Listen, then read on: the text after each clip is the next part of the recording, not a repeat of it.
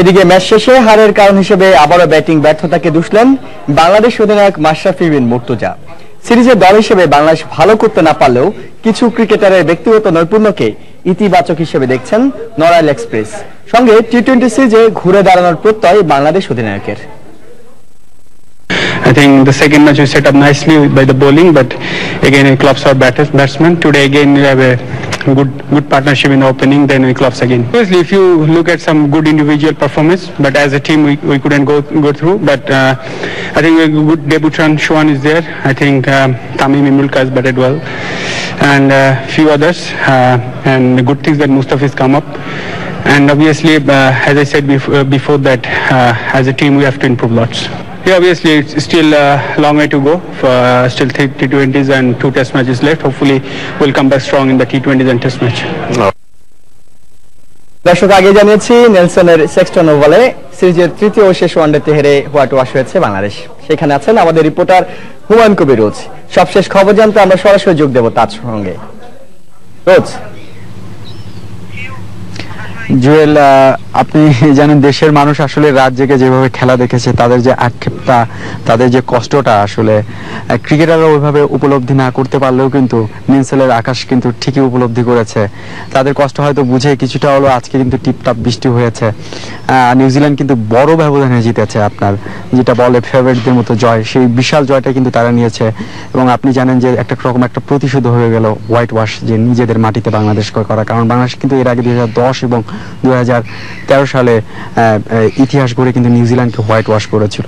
তো এর আগে বলতে হয় আসলে জুয়েল, এই ম্যাচে কিন্তু আজকেও বাংলাদেশে যেমন একটা সম্ভাবনা উকি দিচ্ছিল ক্রিকেট আকাশে, ঠিক তেমনি কিন্তু গতকালকেও বাংলাদেশের সম্ভাবনা একই রকম ছিল ম্যাচের থেকে প্রত্যাশিত রেজাল্টটা নেওয়া। কিন্তু কোনো এক ভুলের কারণে আবারও আজকে আসলে ব্যাটসম্যানদের ব্যর্থতার কারণে আসলে এইরকম ফলাফল হয়েছে। নয়তো বা পুরো সিরিজের ফলাফলে অন্যরকম আমরা গল্প দেখতে পারতাম বা জানতে পারতাম। যেমনটা কিন্তু বাংলাদেশের অধিনায়ক মাশরাফি বিন মুর্তজা প্রেস কনফারেন্স রুমে এসে কিন্তু কোনো আসলে ব্যাখ্যা দেননি, কোনো কারণ দেননি। তিনি স্পষ্টই বলেছেন আসলে তাদের ব্যাটসম্যানরা ব্যর্থ।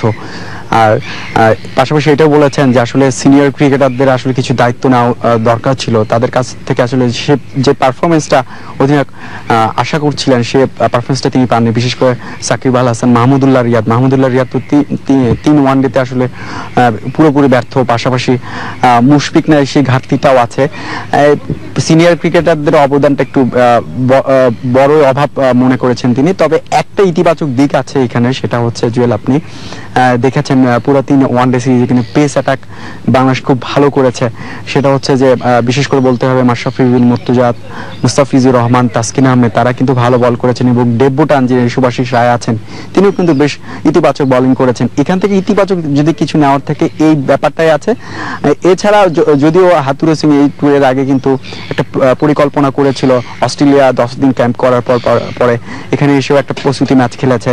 আসলে যে কন্ডিশনের জন্য এত গবেষণা, সেই কন্ডিশনের সাথে আসলে বাস্তবতা হচ্ছে কিন্তু আসলে তারা খাপ খেয়ে নিতে পারেনি। এটা একটা বড় সমস্যা হয়ে দাঁড়িয়েছে।